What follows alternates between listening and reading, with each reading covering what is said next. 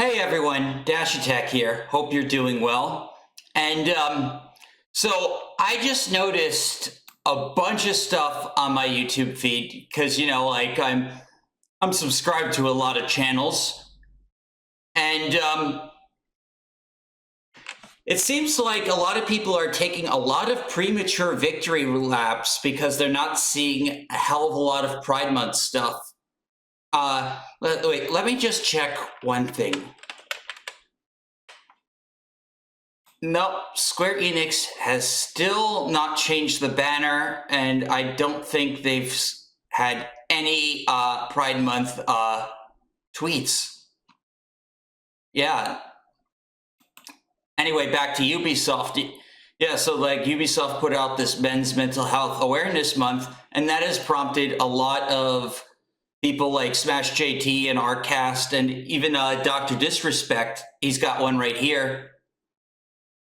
Like saying like, oh, is this the end of Pride Month? Is Pride Month over? And I'm like, nah.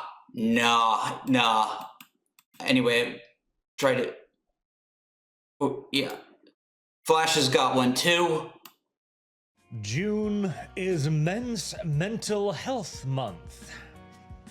Yeah, I don't think. I think a lot of these guys are taking a little bit premature. Even side scrollers, it's finally over. Oh no, I think I know what that's about. They were reacting to Asmongold.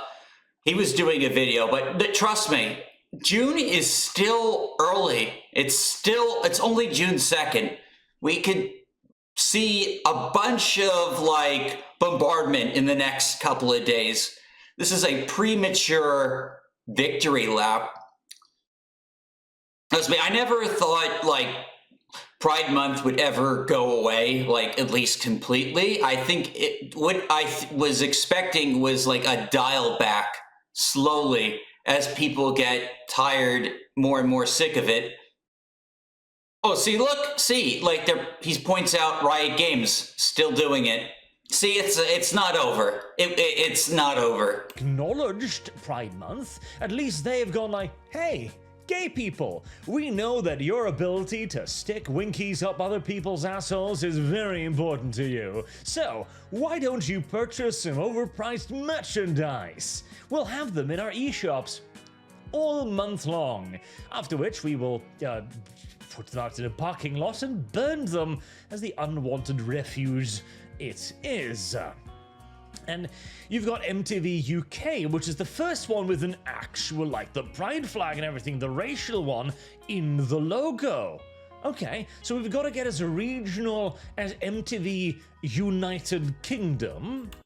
Sorry, this is a long-ass video, but yeah, I saw the Sesame Street thing.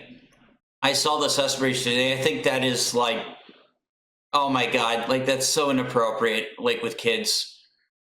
And you know me, I wasn't above like exploiting the month before. I just did a stream kind of exploiting, just playing a goofy furry game.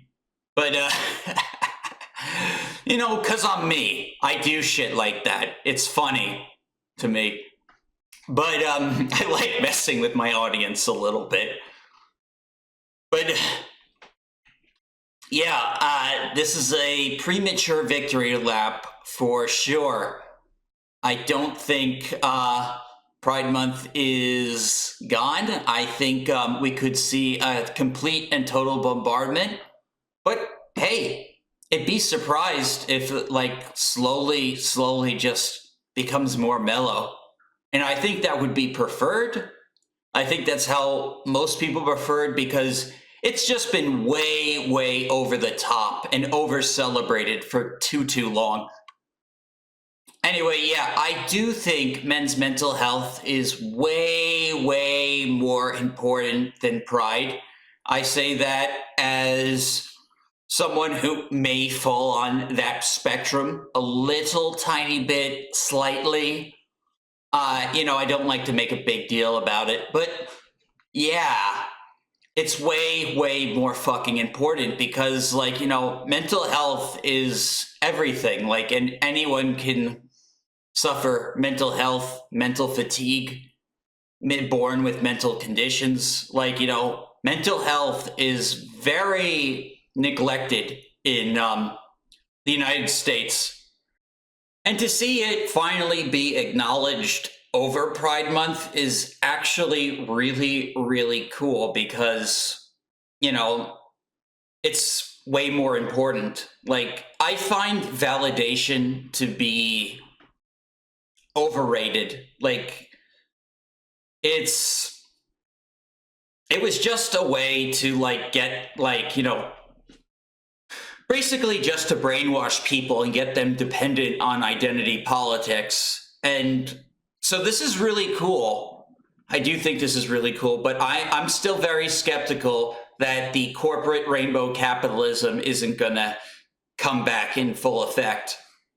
Companies this year are apparently just telling their Pride employees to get back in the closet because they are not acknowledging this year's Pride existence, which I think, of course, is hilarious because every single year companies get called out on their BS. It's corporate virtue signaling through and through. Companies don't care about your identity. Companies don't care about your sexuality or your gender. Companies just care about making as much money off of you as possible, or if you're an employee, getting you to work the hardest that they can. And if you're on social media talking about how proud you are to work at a company like theirs because they happen to make a pride post once or twice in one single month of a year, then they think that you are going to work harder and they're also getting good press on social media. But it seems like this year they have completely given up on it because most of the major companies that have done this for years and years and years now have just decided to ignore it. It could mean that they've finally realized that the modern audience doesn't actually exist. Maybe they've realized that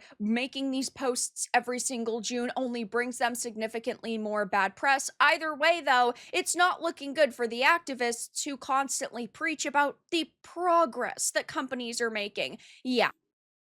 That I agree. Like, regardless of whatever is going on right now, um, definitely, like, the activist L, because if you're an activist, you want the messaging and the virtue signaling to be going on 24/7, above even the corporation's purpose. You need all of daily life to be consumed by your message and what you want. So I think Vera is absolutely right on this front. You know, I haven't watched this entire video, but you can see from her title, she doesn't think it's going away either. Maybe we go fast forward a little bit.